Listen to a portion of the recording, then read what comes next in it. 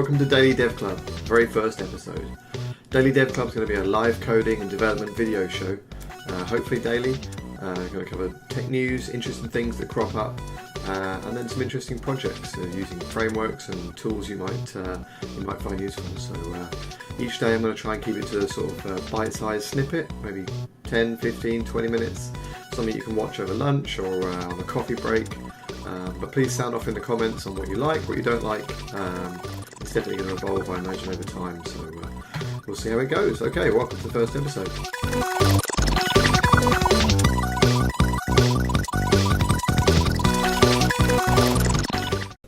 Today I thought we'd just do a small little fun serverless project. So I don't know how many of you have used serverless. I've started to get into it a bit recently. It's an interesting way for very sort of small projects, or if you break bigger projects up into smaller microservices, to manage them without the complexity of obviously having to run your own servers or manage your own sort of server environment. So obviously the sort of most popular one of the last few years has been AWS Lambda on the Amazon Web Services, but there's a whole bunch of different providers now and frameworks, which is pretty interesting. So yeah, it's fun for doing little bite-sized things, certainly, and then obviously you can scale that right up to doing all sorts of cool stuff that interacts with each other. So today I thought we'd just run through a little basic service to collect analytics for websites. So we can have a little Lambda behind an API gateway, and then we can drop that in as a JavaScript on our websites, and it'll just start to collect some useful information. So we can then interact with some of the other AWS services, like DynamoDB for collating that information, and then perhaps in future episodes we'll look at what we can do with that once we've started sort of tracking and collating that info. So let's get started. So I thought we'd use AWS Amplify, which is a tool for really, I mean, it's a sort of serverless framework, but it's for interacting with a whole bunch of different parts of the AWS ecosystem. So you can do you can interact with all sorts of the different sort of backend services they offer. So the key things really are obviously API for API gateway. You've got authorization with I think it's Cognito, functions, which is Lambda, hosting, which is S3, notifications, I think is the simple queue service or messaging service they have there. That you can do all sorts of stuff with email and then push notifications, and storage, which is like DynamoDB, and they've also got options for Postgres and MySQL, but DynamoDB is the sort of schemaless database. So yeah, all we really need is a Lambda as a minute behind a function behind an API gateway to get started with. So let's init our project first. We're going to spin it up. Okay. Right, yeah. So we create the directory first. So we're going to call it Toke, which is a Japanese word for statistics. So generally, if I get stuck with a code name, I want to spin something up, I just pick sort of a fairly common noun or something that's to do with the project I want to do, and then I look up the Japanese word for it. Okay, so we'll call it Toke, and then let's ramp up our initial project. So it comes with a lot of pretty good defaults. Let's call that.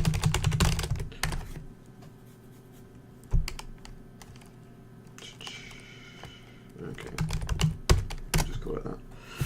Right, we're using VS Code. It's going to be a JavaScript project. We're not using a framework at the minute because there's no sort of front end on it, and we stick with these defaults.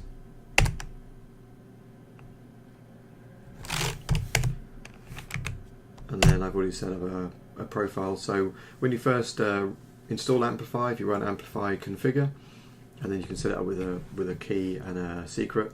So in your AWS console, just create a new user, generate a key and a secret, and then you can pop that back in there. Actually, I think it might have I think as part of the configure, it might even link you to the link out from the CLI to the right part of AWS to let you do that, and then you just sort of paste the keys back in.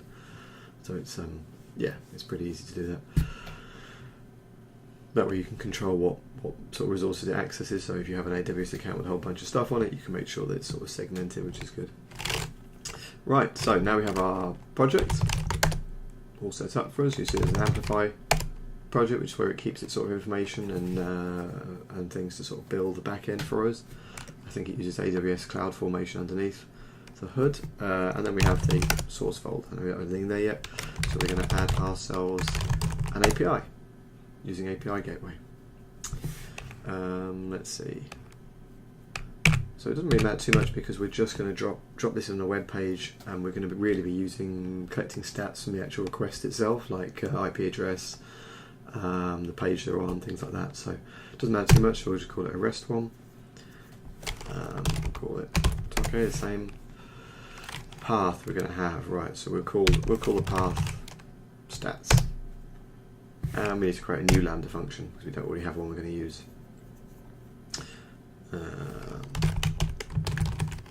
We'll call the function Toke, which you can use. Hyphen, is that allowed? No. Okay, so we'll call it Toke stats. Yeah, maybe we'll call it Toke post actually, because we're going to be posting stats, aren't we? Or get. It's going to be a get function because we're just dropping it right in to the page. And it's going to run in the background. So yeah, we'll just put Toke stats for now. Okay, so now we can just have a serverless express function. That provides sort of a lot more defaults for almost like a whole web app, so you get like routing and that sort of stuff. Whereas we're probably going to need this one, so we have comes with integration already straight off the bat for DynamoDB, and it is sort of quite a function. Like I say, actually we're going to drop it in as a get function, and then it's actually going to be storing some data behind the scenes anyway. But we can figure that out in a minute. We need to create a new DynamoDB table. So let's call that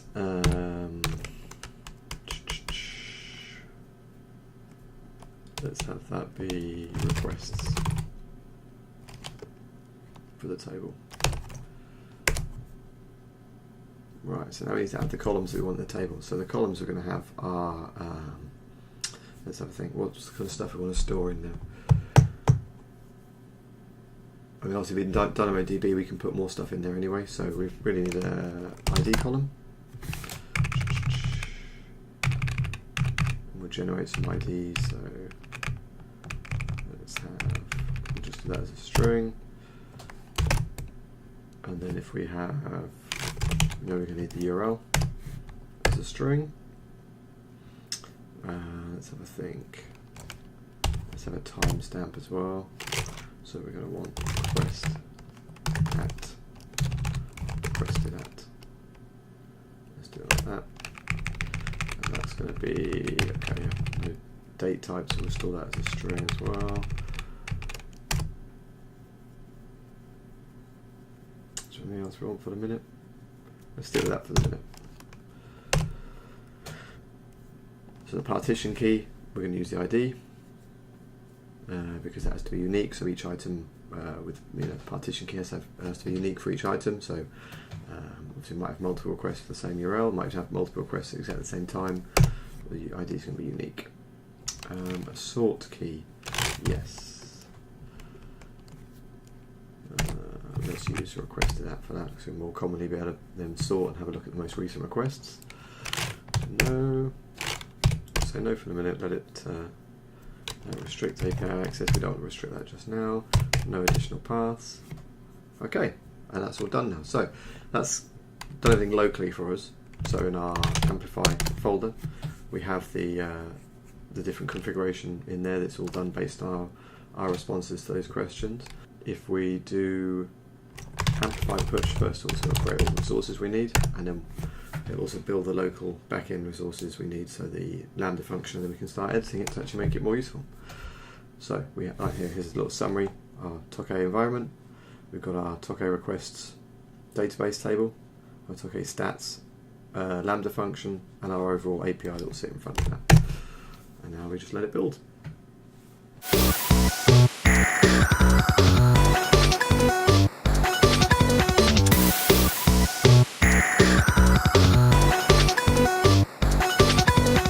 Okay, so that's all built now. It's been pushed up to the cloud on AWS. So now we can have a look for the different resources we've got. So we have our Lambda function here. We're not going to edit it directly in here.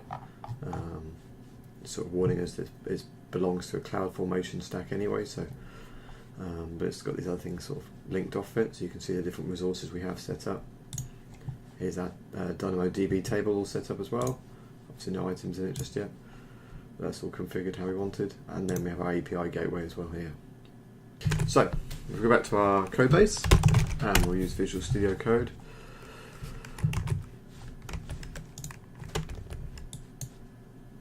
Let's put that up. And so we have our code in, not in the source folder, where is it? So our Lambda function should be in here somewhere. So function, there we go. So it's broken it down, as you can see, into the back end, and then the different things we have on the back end, and obviously our actual code for our stats function is back here. So yeah, so it has this sort of default handler, and this loads a separate app file that's created, and this is the default template for the DynamoDB one. So as you can see, it's already pulling in the things we need. So it's setting up the region for the AWS services, setting up the DB client. It's got the table name in there. And it's even got sort of columns and things like that we want in there. And then it has the different CRUD functions. So it's assuming that we have essentially like a resource that's statistics, and we want to be able to sort of retrieve one via the get, and create a new one via the post, and update one via the put, and delete one via the delete. Obviously that doesn't quite map to what we're looking to do, so we can start to modify this now. So we don't need a delete, we're just trying to collect statistics. We're not making a sort of delete function available via the API. We do want to post, we'll come back to that in a second, but we're not going to do it with a post request. We'll remove the update. Again, we're not going to be able to update statistics through this API. And then this is the individual get. So like if you had individual objects, don't need that. So here's our get request. And what we actually want to do is we want the get requests on the API gateway to filter through to the Lambda and be handled. And within that, we're actually going to do a database post. So it's going to be an HTTP GET request, but it's going to result in some data being stored. We're not using the user ID stuff, so we can just pull out these bits that we want, and we can replace our GET functionality with a post. Okay, so let's have a quick look at this now. That's not used anymore.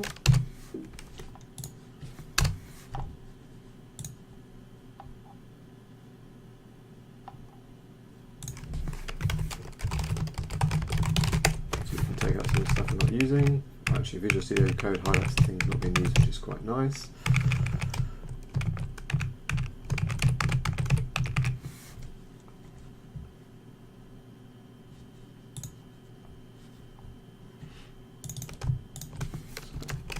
You can simplify this a bit as well. So obviously you can see the default template is pretty good if you do actually have a resource that you're going to want to, retrieve a list of, retrieve a single object, post a new one, update, delete. It comes with an awful lot of stuff there, just sort of out of the box, which is good. These you can get started really quickly with building up APIs for things like that. But let's just tidy this up a little bit more. So we don't need that. Those two. In there actually for right now.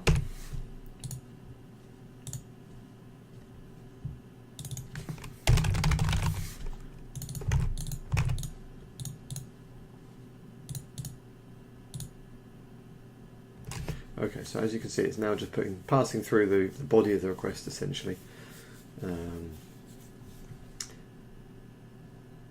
into the post, into the database.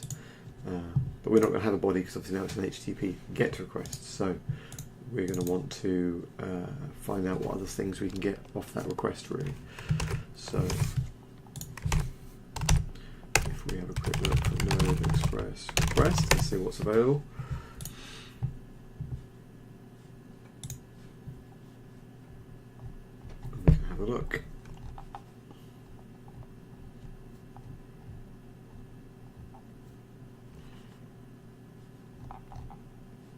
So the IP would be quite useful.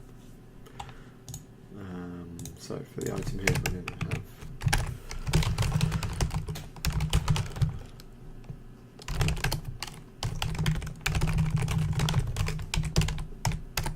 have IP. We'll pull that in.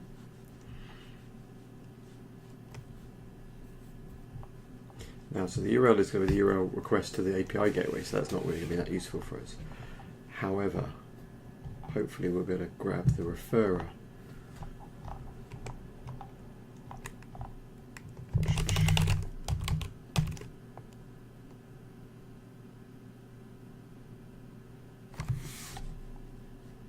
So we can do that with a header. So for us, the URL is going to be in here. Do that. We use the correct spelling. Looks like that's going to work. Always bugs me. Right. And we can probably pass through the params. We can allow ourselves to pass through some other stuff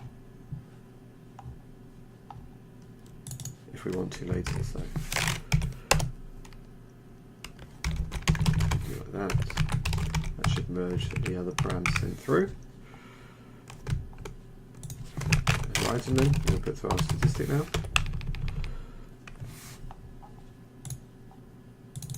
Modifies to a constant.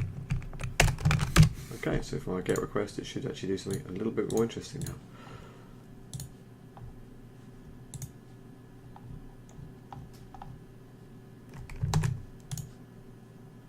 So this is where it enters from the API gateway, from our Lambda entry point. We've got some logging here, which would be good to see if we have any issues with any of that data that's not coming through right. We can have a look at that. It's then loaded the app here using a sort of wrapper, AWS Serverless wrapper around Express. And then that's where it dives into our Express app here with the get function, which is pretty nice. So I mean, obviously for our functionality, we could actually strip this down further even and probably lose the Express routing, so we don't even need the routing really. Let's push this up and see what it looks like first, and then go from there. So we go back to here, Amplify, push, and then that will run the same process as did before. As you can see, obviously no change to the storage or the API gateway. That's the settings.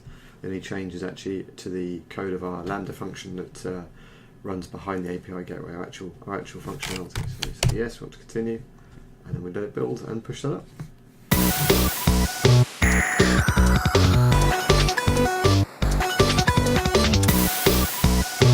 Okay, that's all done now. So now we can see how that actually functions. So back to our API gateway and our test. Still with a get request, and let's rerun it and see what it does.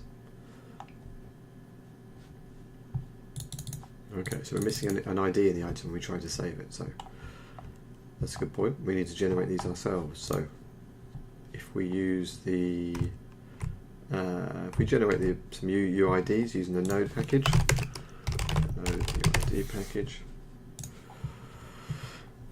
So let's add this in to our project. So that is the package JSON for our particular Lambda function. So actually if we change into the right folder, again, function, that's where package JSON is. And we can say node.pm, what's it just called, UUID, isn't it? Yeah. And that'll add that in. Back to our package JSON, we can see that's in there now. And so if we go back to our app, in our parameters, we need the ID in there. And also it has to be unique each time. So let's have a quick look at the different UUID options. Just something random would be quite good. We know there's going to be sort of unique each time. Looks like this is the way to go.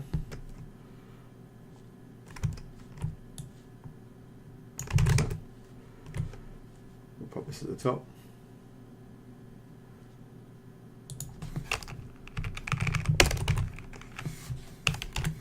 And and then for our ID we can just set that in. As simple as this. So that should generate a different one each time, so that we have that that unique ID key, the partition key as they call it in DynamoDB. So each item will get its own unique key. So now we're missing the requested at key,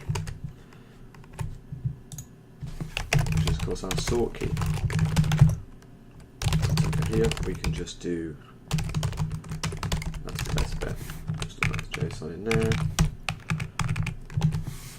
and that's going to be our date that we can sort by.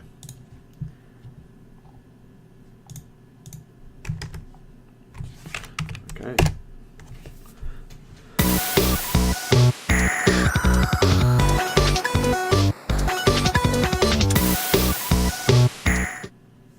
Okay, let's test again. Post call succeed, so that's obviously coming from our message there. No error, coming back from the DynamoDB put, which is good. And we can see in response that's our call there. Let's go to our DynamoDB table and have a quick look. Here's our entry. So we have our requested at dates filled out. We have our UUID. That's what we've got. We haven't got the other columns in there, so now we need to figure out why exactly they're not coming through. Okay, so I hate to end the episode on a cliffhanger, but when I went to edit this video, it turned out to be way longer than I wanted it to be. So I'm going to split into 2 episodes, with the second part coming in tomorrow's Daily Dev Club. So at the minute, obviously, we have our Lambda function set up and stuff flowing through, but the parameters aren't coming through as we want. So in tomorrow's episode, we'll give us a chance to look at CloudWatch logs to debug that and figure out why those parameters aren't coming through, get them working, and then drop it into an actual web page to see hopefully some useful information actually being passed all the way through and ending up in our DynamoDB table. So look out for that in tomorrow's Daily Dev Club for the second part of this. Yeah, in the meantime, let me know what you did and didn't like about today's episode in the comments. Obviously I want to grow and evolve things over time, so let me know what worked, what didn't work, and yeah, other than that, have a great day, and I'll see you tomorrow for the next episode of Daily Dev Club. Peace out.